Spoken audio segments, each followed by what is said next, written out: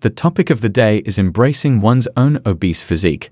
Many larger women and their supporters pushed for fat acceptance in the late 1990s and early 2000s. Many of these ladies engaged in it because they desired a man with a higher sexual market worth than they did, or because they hoped to profit greatly from other larger women. As a result of their realization that there was a market for big Bertha clothes, such as vibrant and colorful camouflage gowns. This is the fat acceptance apocalypse, is all I can say.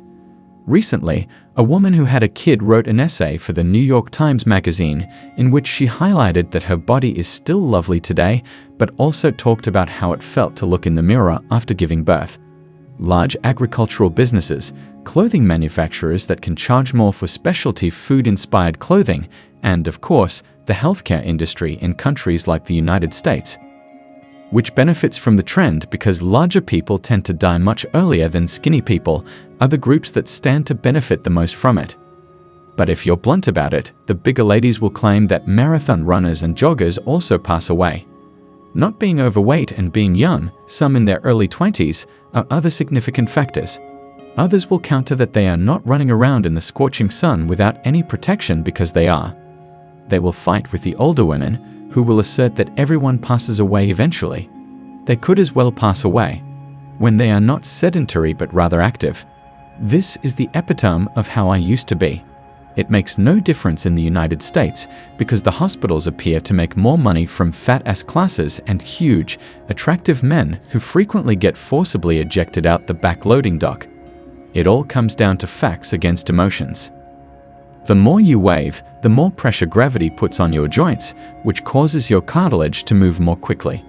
In actuality, your heart has to work harder and faster as you grow larger in order to get oxygen to all that extra flesh. You will have chest pain if your heart does not receive enough oxygen to operate correctly.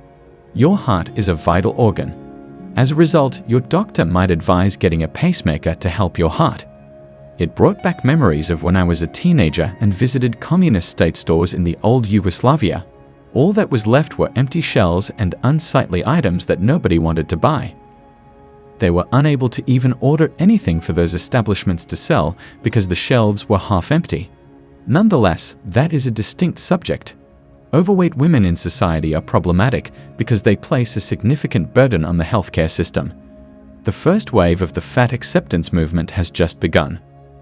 A feminist organization known as the Fat Underground was founded in 1973. Due to what its creators, Sarah Fisher and Judy Free Spirit, saw to be a rising bias towards obese persons in the scientific world, they took action. The adage, "a diet is a cure that doesn't work for an illness that doesn't exist," was coined in 1979. Carol Shaw coined the expression "huge, gorgeous woman." Debbie Davy created a fashion and lifestyle publication for overweight ladies to peruse while using the restroom while attempting to maintain their balance. English activist groups started forming in the 1980s, effectively bringing the first wave to an end. Beginning in the 1990s, the second wave achieved societal acceptance in the US before spreading to other nations. When activists began claiming that males abuse overweight women because of their weight, the third wave of abuse of women emerged in the 2000s. Are they going to claim that gravity is enslaving them as the next step? The fat acceptance movement is roughly 10 to 20 years behind feminism and appears to be built on its achievements. It's a fantastic fit because many feminists are also thought of as themselves. According to a Byte Barn piece titled Fat Studies, the new complaint course for campus loonies, in the present, the University of Maryland provides a course in fat studies. According to the course description, the introduction of fat studies will not approach obesity as a social or health issue, but rather will examine fatness as a component of human variation. Then, society will stop interpreting bestiality and perhaps even cannibalism as signs of unsound mental or physical conditions, instead of seeing them as a means of expressing who we are. According to me, the fat acceptance movement is simply feminism disguised as a parachute or a moo-moo. The left should just put the obese ladies in front, love some Twinkies in the direction of their foes, and watch the stampede at the next battle of Berkeley or campus riot. This is the fundamental issue at hand. A society where those who are perceived as victims are given power.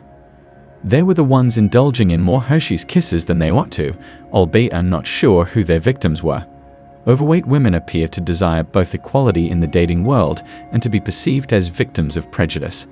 Because they are unable to regulate their eating habits, they are disseminating the notion that being lazy is now a virtue. Additionally, they desire special treatment and privileges. The last time I went clubbing, I saw this. Thin ladies are biting fat and muscular guys are inspecting the slender. I'm done for today. Please join my channel. I'll see everyone in the following video.